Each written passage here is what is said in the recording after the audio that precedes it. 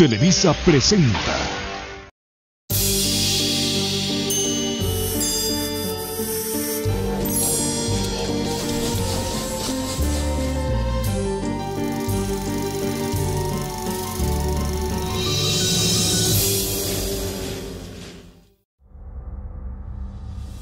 Venustiano Carranza había triunfado sobre la Convención Revolucionaria.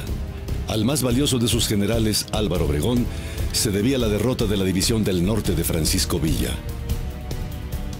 Emiliano Zapata, el otro pilar de los convencionistas, había perdido el control del estado de Morelos a manos del general carrancista Pablo González. Aquel gran campo de batalla que había sido México durante 1915 era, a fines de 1916, un territorio devastado, incendiado todavía por las ocasionales incursiones de los rebeldes que permanecían en pie de lucha. El régimen carrancista aún necesitaba consolidarse y legitimarse. Hasta entonces, Carranza había encabezado una lucha por la vigencia de la Constitución de 1857, interrumpida por el golpe de Estado de Victoriano Huerta contra el presidente Madero. Pero el primer jefe pretendía ahora inaugurar una nueva legalidad. Partiría de una constitución distinta que no solo habría de corregir los defectos de la carta heredada del liberalismo del siglo XIX, sino que encauzaría las demandas sociales surgidas de la propia revolución.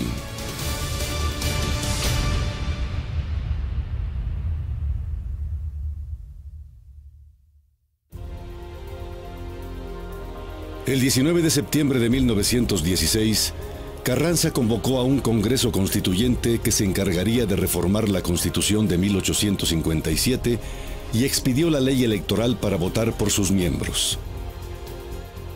Los nuevos diputados, representantes de todos los estados y territorios de la República, sesionarían en el Teatro Iturbide de la ciudad de Querétaro, el mismo lugar en el que en 1867 Maximiliano había sido juzgado y condenado a muerte. Querétaro estaba convertida en una pequeña Babilonia pletórica de soldados con diferente indumentaria regional.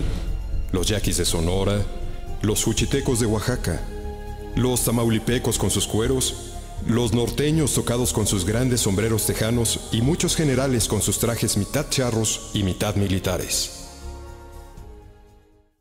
El 1 de diciembre de 1916, después de un larguísimo discurso de Venustiano Carranza, se abrieron las sesiones del Congreso. Desde un principio se advirtió el surgimiento de dos bandos opuestos. El grupo moderado se identificaba con Carranza, en tanto que los diputados progresistas se relacionaban con Álvaro Obregón. Debido al predominio de estos últimos, las propuestas de reforma del bloque moderado, que modificaban solo ligeramente lo establecido en la Constitución de 1857, resultaron modificadas para hacerlas más radicales. El proyecto del primer jefe parecía expresamente hecho para demostrar la poca voluntad que él mismo tenía de cumplir con los compromisos de la revolución. Tuvo que dividirse el Congreso desde el primer día entre revolucionarios y carrancistas, agrupándose la mayoría en torno al general Álvaro Obregón. Si bien el proyecto original de Carranza, de corte liberal, resultó esencialmente modificado en el Congreso Constituyente, ello permitió la incorporación de las demandas sociales que habían enarbolado incluso los enemigos militares del carrancismo. Las sesiones del Congreso eran largas y ríspidas. Particularmente difíciles, por ejemplo, fueron las sesiones donde los radicales conquistaron el voto unánime del Congreso para que el artículo 27 contemplara el derecho constitucional de los campesinos a la dotación de tierras. Este artículo estableció también la soberanía de la nación sobre el suelo y las aguas, las cuales solo podían quedar en posesión de ciudadanos mexicanos. El artículo 27 negaba cualquier tipo de propiedad a la Iglesia. Así, aunque la deslegitimada Revolución Campesina del Sur no tenía representación directa en el Congreso, en la cuestión fundamental de la tierra, las demandas zapatistas fueron compartidas por los radicales y elevadas a rango constitucional. El pueblo debe saber que la tierra es de quien la trabaja. La revolución llevó en su bandera tierra para todos. Hay que hacerle ver al pueblo que su verdadera felicidad y su porvenir está precisamente en la agricultura.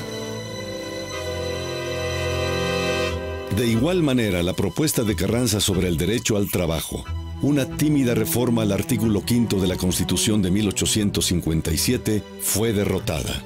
Por unanimidad se aprobó crear un nuevo precepto constitucional, el artículo 123.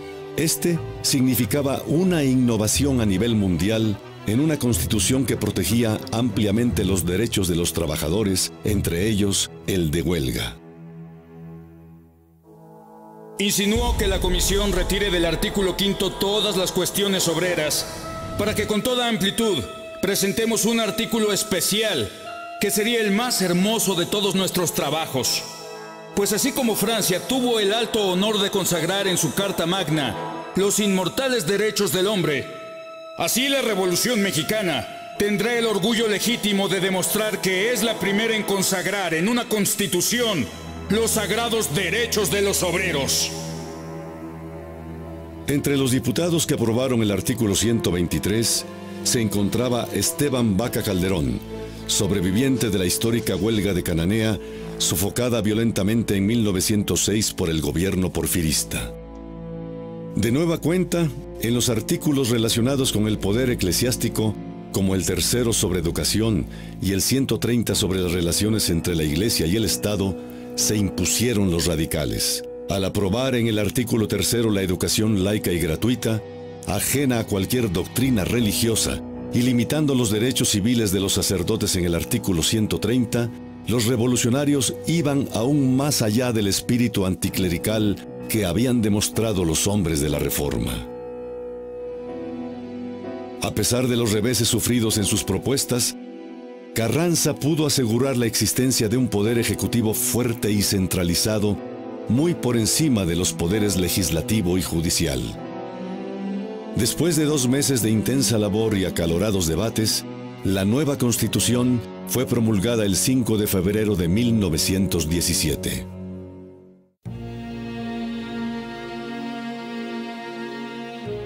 El retorno al orden constitucional incluía la celebración de elecciones para presidente de la República y gobernadores, así como la reforma de las constituciones de los estados para eliminar inconsistencias con la nueva Carta Magna aprobada en Querétaro.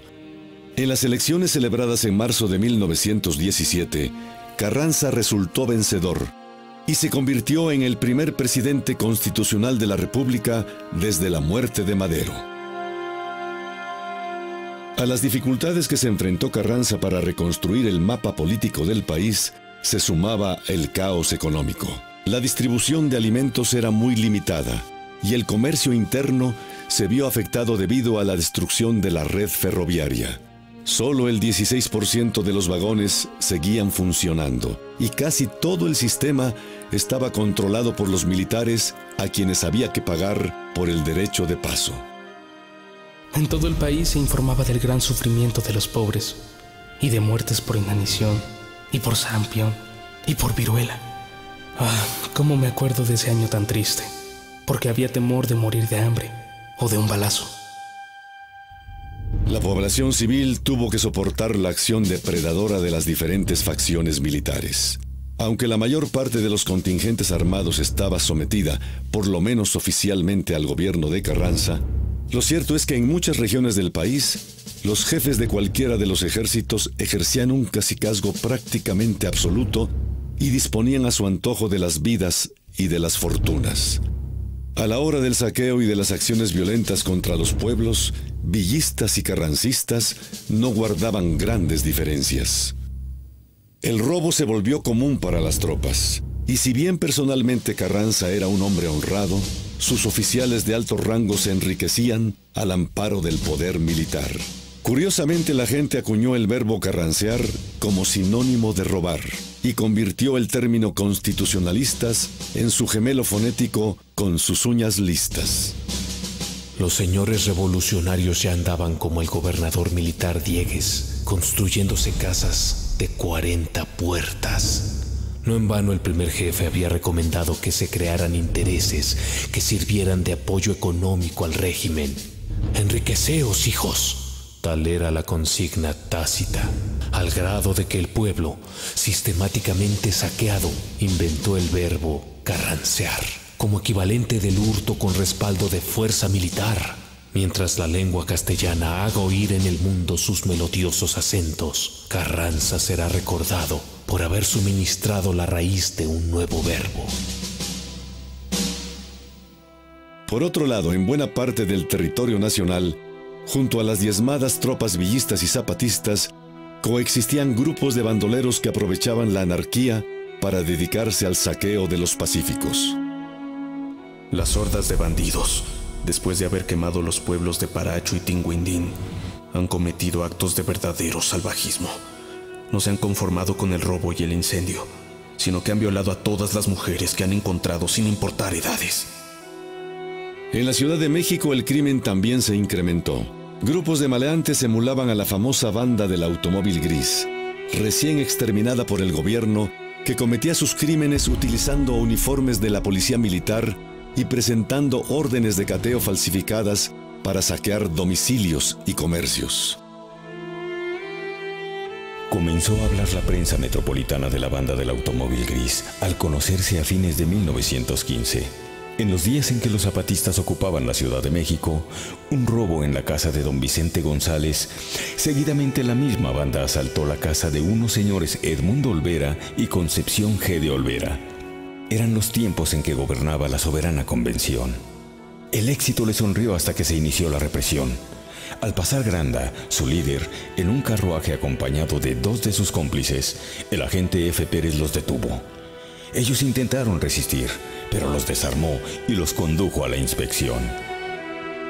El 20 de diciembre de 1915 fueron pasados por las armas en la escuela de tiro, 4 de los complicados en la banda del automóvil gris.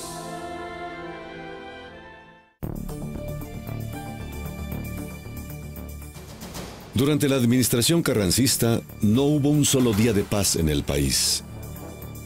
Félix Díaz, con el apoyo de ricos asentados, actuaba con sus guerrillas en el oriente del país y el istmo de Tehuantepec. Además, contaba como aliado con el movimiento soberanista oaxaqueño encabezado por el general Guillermo Meixueiro. El norte de Veracruz y el sur de Tamaulipas, la región huasteca, estaba en poder del general Manuel Peláez, a quien no se le pudo someter a pesar de las 5 campañas lanzadas en su contra en 1917 y 1918. Al mismo tiempo que se convertía en un líder popular que simbolizaba la resistencia contra el gobierno central y extorsionaba a las compañías petroleras para obtener recursos, Peláez les brindaba a estas la protección y seguridad que les permitieron continuar sus operaciones en medio del vendaval revolucionario. Aun cuando los jefes eran solo instrumentos de las compañías petroleras, muchos campesinos se sumaban a ellos por verdadero sentido revolucionario y otros solo porque les pagaban buen sueldo. Sin embargo, los principales opositores de Carranza seguían siendo Francisco Villa y Emiliano Zapata. En Morelos, a principios de 1917, los zapatistas habían recuperado las zonas más importantes del estado a pesar de la cruel represión de Pablo González, quien había impuesto autoridades y negado la aplicación de las reformas aprobadas en la nueva Constitución Federal. Carranza fue el gobierno que nos dio más guerra, porque como habían andado con nosotros, conocían los campamentos, conocían las casas de nosotros. Entonces perjudicaban a los pueblos, en una palabra, abusando. Atacando en forma sorpresiva y audaz, los guerrilleros zapatistas, con un fuerte respaldo de la población civil, pudieron mantener un frágil dominio en su territorio durante todo el año y sobrevivieron a una sangrienta ofensiva del gobierno carrancista. Aislado, Zapata intentó desesperadamente hacer alianzas con quien fuera. Incluso se dirigió al mismísimo Álvaro Obregón. Considerando que es preciso llegar al anhelado fin de la unificación revolucionaria, el Ejército Libertador declara que aceptará en sus filas como compañeros a todos los jefes, oficiales y soldados pertenecientes al ejército carrancista que estén dispuestos a volver al seno de la revolución. Pero la situación se fue agravando aún más ante la devastadora epidemia de influenza española que diezmó a los combatientes campesinos durante el año de 1918. El brusco cambio de estación hace que se propague con rapidez por toda la República. Comenzó de una manera terrible por el norte. Mueren de 25 a 30 diariamente. Y por allá le nombran vómito negro. La tensión entre los líderes campesinos del sur hizo crisis. Jefes de importancia como Otilio Montaño cayeron víctimas de las intrigas. El mismo Eufemio Zapata, hermano de Emiliano, fue asesinado. La ansiedad del líder sureño por hacerse de aliados fue aprovechada por el coronel carrancista Jesús Guajardo, quien después de ganarse su confianza con promesas y obsequios, le tiende una trampa mortal. Zapata fue asesinado en la hacienda de Chinameca el 10 de abril de 1919.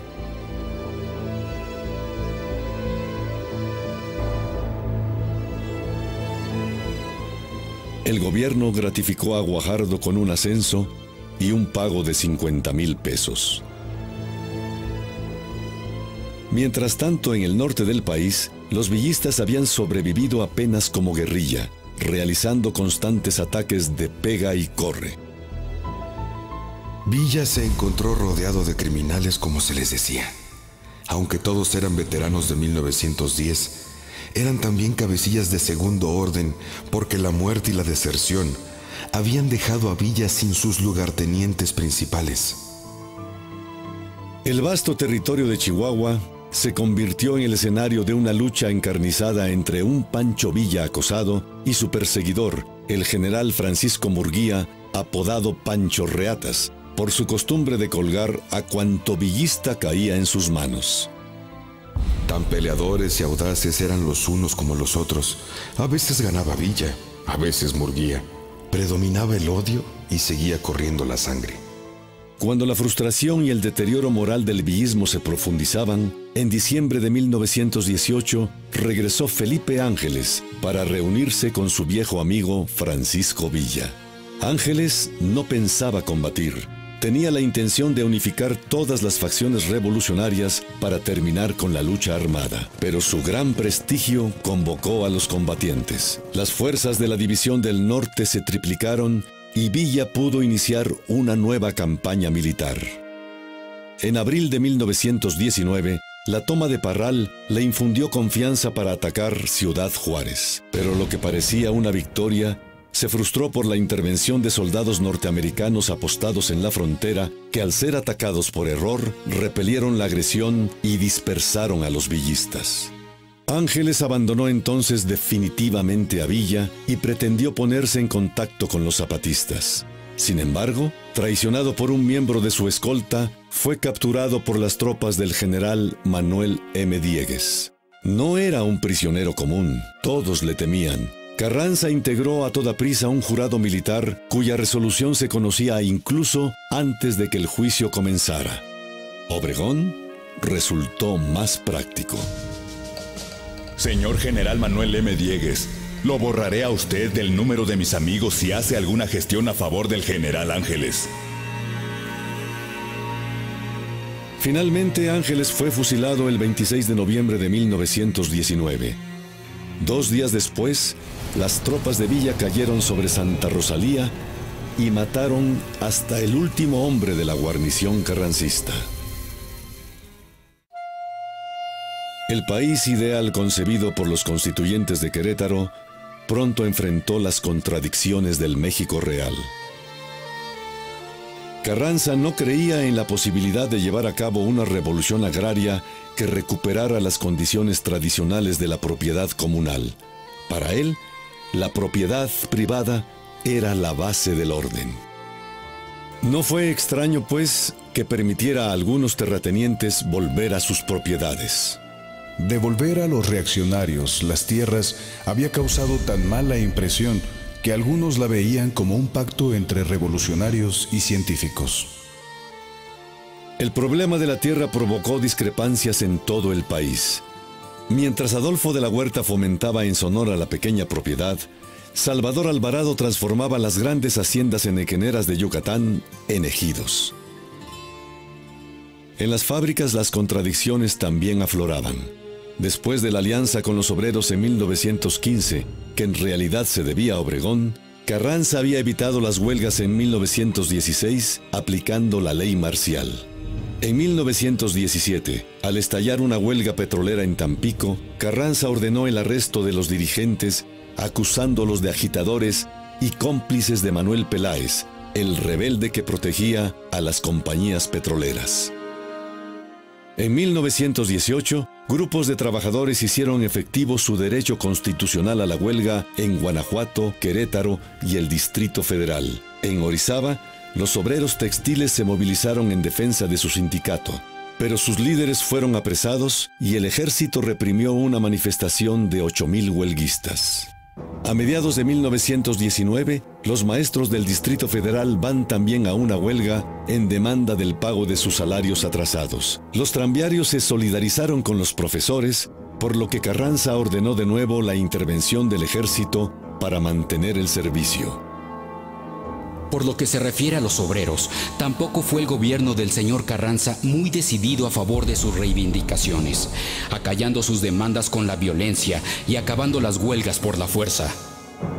Carranza intentó avanzar en el control del movimiento obrero. En mayo de 1918, en un congreso celebrado en Coahuila y promovido por el gobierno federal, surgió la Confederación Regional de Obreros Mexicanos, la CROM, presidida por Luis N. Morones. En contraste, ese mismo año en los Estados Unidos, Ricardo Flores Magón, precursor de la lucha obrera contra el gobierno de Díaz, fue condenado a 21 años de prisión, acusado de sabotear el esfuerzo bélico en ese país. Moriría en la cárcel de Leavenworth en 1922. Se dice que nada puede hacerse a mi favor si no pido perdón. Así pues, estoy condenado a cegar y morir en la prisión. Mas prefiero eso a volver las espaldas a los trabajadores y tener las puertas de la prisión abiertas al precio de mi vergüenza. En el periodo constitucional de Carranza, los incidentes entre la Iglesia y el Estado fueron aislados. En agosto de 1918, las autoridades de Jalisco reglamentaron las actividades de los sacerdotes. El clero se opuso y abandonó los templos de todo el estado. El gobierno respondió expulsando del país al arzobispo Orozco y Jiménez. Las autoridades federales y algunas locales fueron más allá y se dieron a la tarea de investigar las propiedades y bienes que sospechaban se mantenían en manos de la Iglesia, lo cual estaba prohibido por la Constitución. Los nuevos problemas, agravados por la difícil situación en que se encontraba el país, luego de casi 10 años de lucha armada, acabaron de convencer a Carranza de que su proyecto de reformas moderadas rechazado en Querétaro habría sido el mejor para México. Siguiendo los cauces legales, intentó reformar la Constitución para hacerla retornar a sus orígenes liberales, pero no tuvo éxito. Carranza consideró indispensable la construcción de un Estado fuerte para pacificar definitivamente al país y cumplir las demandas de la revolución. La nueva Constitución, al conceder amplias atribuciones al Poder Ejecutivo en asuntos sociales, educativos, laborales y económicos, le permitió emprender esta tarea. A este afán se sumó la política de defensa de los intereses nacionales, en particular en lo que se refería a la riqueza del subsuelo mexicano. El artículo 27 constitucional sería el instrumento legal para que la nación comenzara a recuperar el control sobre la extracción del cobre, la plata y el petróleo, sus principales productos. Fue práctica acostumbrada que las grandes compañías extranjeras impusieran su voluntad.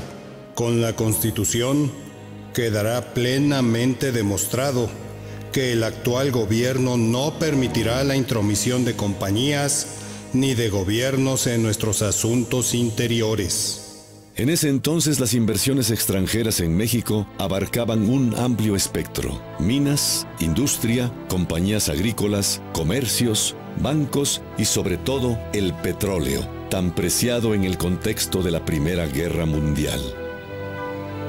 En 1901 se habían hallado grandes yacimientos petroleros en la región huasteca y desde entonces se habían estado explotando.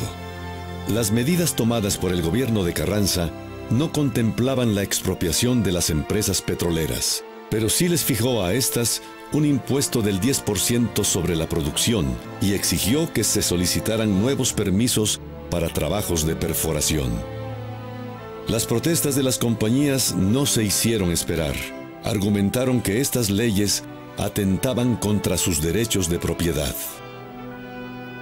Los Estados Unidos no pueden consentir ningún procedimiento que resulte en la confiscación de la propiedad particular y la pérdida arbitraria de los derechos de posesión.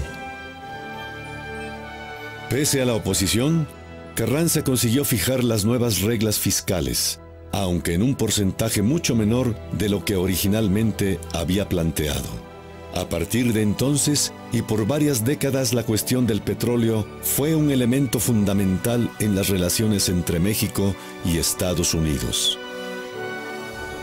Aquí se considera el artículo 27 como una especie de arma que el gobierno tiene. Si los norteamericanos llegan un día a buscar dificultades, el gobierno mexicano podría amenazarlos con arruinar todos los intereses norteamericanos en México. Sin embargo, la política de Carranza hacia las compañías petroleras de la Huasteca no pudo aplicarse plenamente debido a la presencia en la zona del general Manuel Peláez.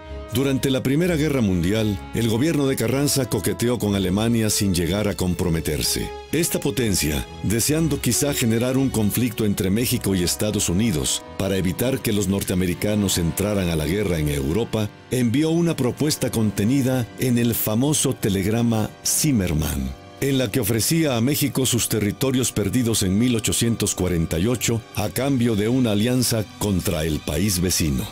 No obstante, nos esforzaremos para mantener la neutralidad de los Estados Unidos de América.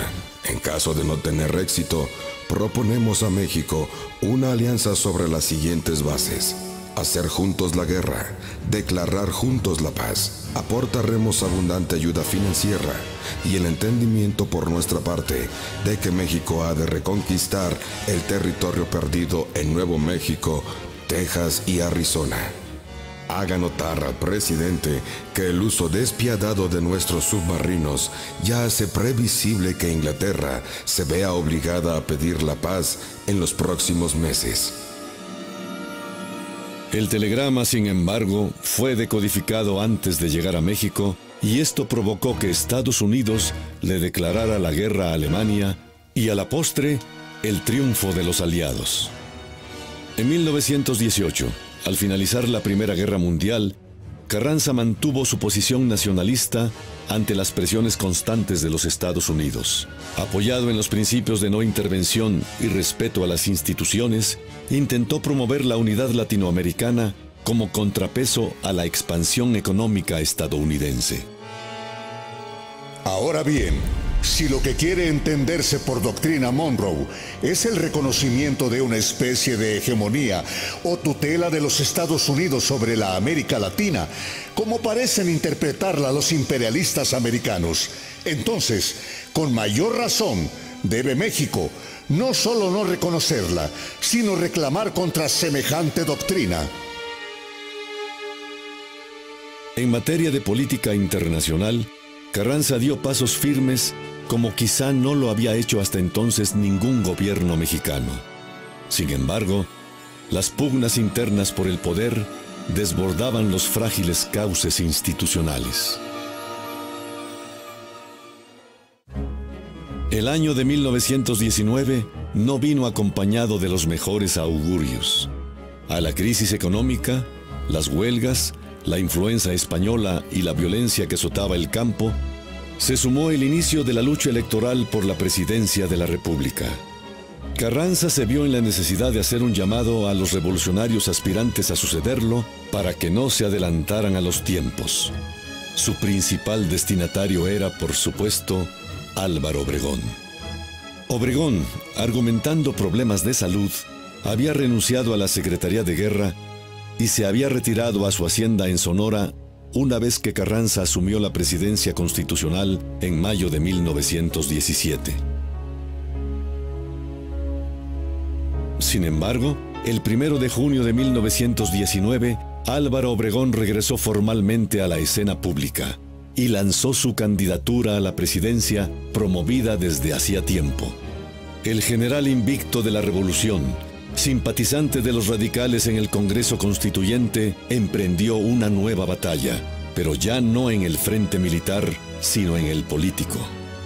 Obregón no aparece ya con ninguna de las perturbaciones jacobinas que se le achacaban. Ya no descubrimos en él tendencias socialistas, no, todo lo contrario. En su manifiesto habla de dar facilidades y seguridades al capital. A su candidatura se unieron inmediatamente diferentes organizaciones políticas, como el Partido Laborista Mexicano de Luis N. Morones. En muchas oficinas y fábricas se formaron también clubes obregonistas. Aquí somos neutrales, pero el primer desgraciado que venga en contra de Obregón lo matamos. En noviembre de 1919, la incipiente Liga Democrática lanzó a otro militar como candidato a la presidencia, Pablo González, general cercano a Carranza. Este no le brindó su apoyo, aunque tampoco lo obstaculizó. Su intención era propiciar un enfrentamiento entre los militares para beneficiar a su verdadero candidato, Ignacio Bonillas, un civil. Bonillas, quien desde 1917 se había desempeñado como embajador de México en Washington, fue postulado por el Partido Nacional Democrático. No solo tenía en contra los tiempos políticos, sino también su carrancismo y su falta de renombre. El ingeniero Bonillas carece en absoluto de personalidad política, de prestigio en el país y de popularidad para poder aspirar a este puesto. Y si el gobierno, saliéndose del cumplimiento de sus obligaciones, tratara de imponerlo, estoy seguro, y lo deploro con toda mi alma, de que el país se verá envuelto de nuevo en una guerra civil. A partir de aquel momento los hechos se sucedieron con gran rapidez. Mientras Obregón en la capital respondía a las acusaciones sobre su presunta participación en una conspiración contra el gobierno, Carranza enviaba a Manuel M. Diegues como jefe de operaciones militares a Sonora, el principal bastión de los obregonistas. Estos, a su vez, denunciaban que el presidente pretendía imponer a su sucesor por encima de las preferencias electorales de los votantes. Señor presidente, usted llevará sobre sí toda la sangre que se derrame a consecuencia de la maldita y funesta imposición que está ya efectuándose. A punto de ser aprehendido, Obregón logró escapar de la Ciudad de México escondido en un tren. Se dirigió al sur, en donde encontró protección de Gildardo Magaña y otros líderes zapatistas. El momento culminante llegó el 23 de abril de 1920, cuando al amparo del Plan de Agua Prieta, decenas de jefes militares se levantaron en armas. Eran conducidos por el triunvirato formado por los sonorenses Adolfo de la Huerta, Plutarco Elías Calles y Álvaro Obregón. Habiendo agotado todos los medios pacíficos para encauzar los procedimientos del primer mandatario de la Federación por las vías constitucionales, sin haberse logrado tal finalidad, ha llegado el momento de que el pueblo mexicano arme toda su soberanía revocando al mandatario infiel del poder que le había conferido. En tan solo una semana, el movimiento se transformó en una rebelión nacional. Pocos jefes militares permanecieron fieles a Carranza. El mismo Pablo González había llegado a un acuerdo con Obregón. El 7 de mayo, Carranza abandonó la capital rumbo a Veracruz con el propósito de establecer ahí su gobierno. Estaba intentando de alguna manera repetir su repliegue de 1914. Rebasado por las circunstancias, Carranza muere durante un asalto artero en el pueblo serrano de Tlaxcalaltongo el 21 de mayo de 1920. La toma de posesión de Adolfo de la Huerta como presidente interino en 1920 no solo coronó el triunfo de los sonorenses sobre los carrancistas, sino que anunció la victoria definitiva de los hombres de Agua Prieta sobre las demás facciones revolucionarias.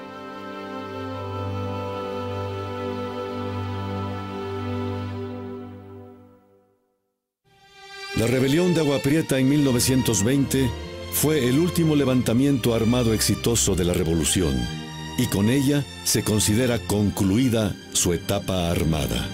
En los 10 años de guerra transcurridos desde 1910, había muerto cerca de 1 millón de personas, no solo caídos en confrontaciones directas, sino por el hambre, las epidemias y otras repercusiones que aquellas traían a los civiles.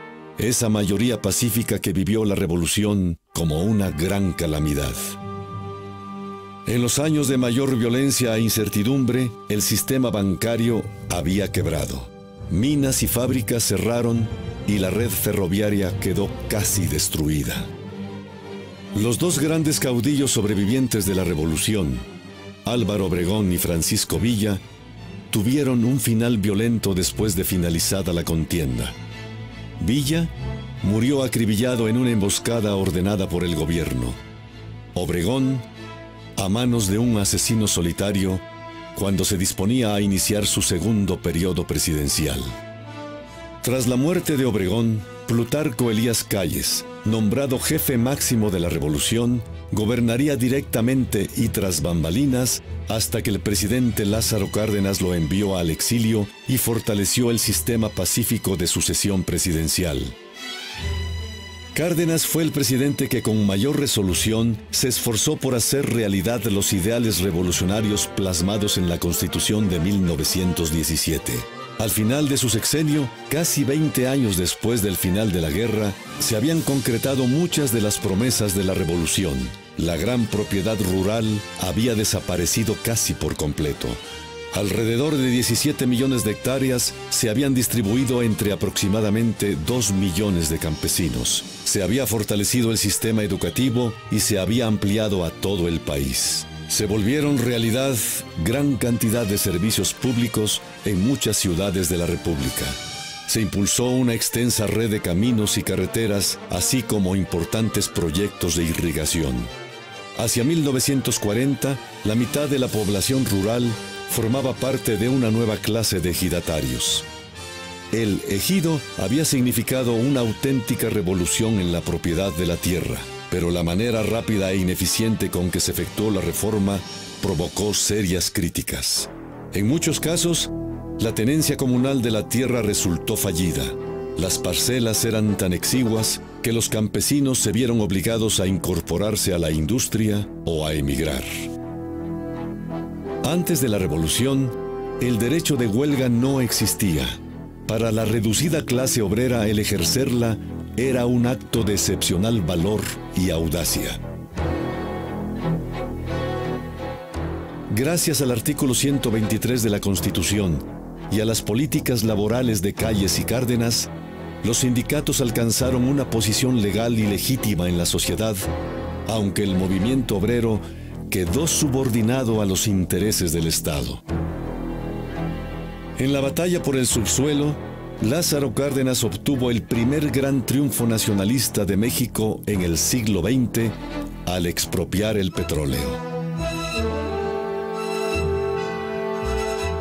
Los avances sociales eran innegables, pero la libertad democrática por la que Francisco I. Madero había iniciado la revolución en 1910 se mantendría incumplida hasta el final del siglo XX, restringida por el propio régimen surgido del movimiento armado.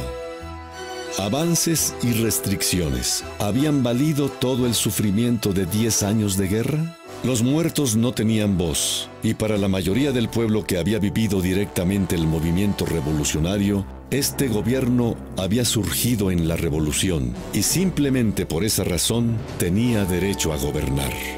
La palabra revolución, siempre escrita con mayúscula, había asumido un significado oficial y mítico. Ya no era la revolución de un caudillo u otro. La revolución era ahora el nombre de un proceso único, permanente y que lo abarcaba todo.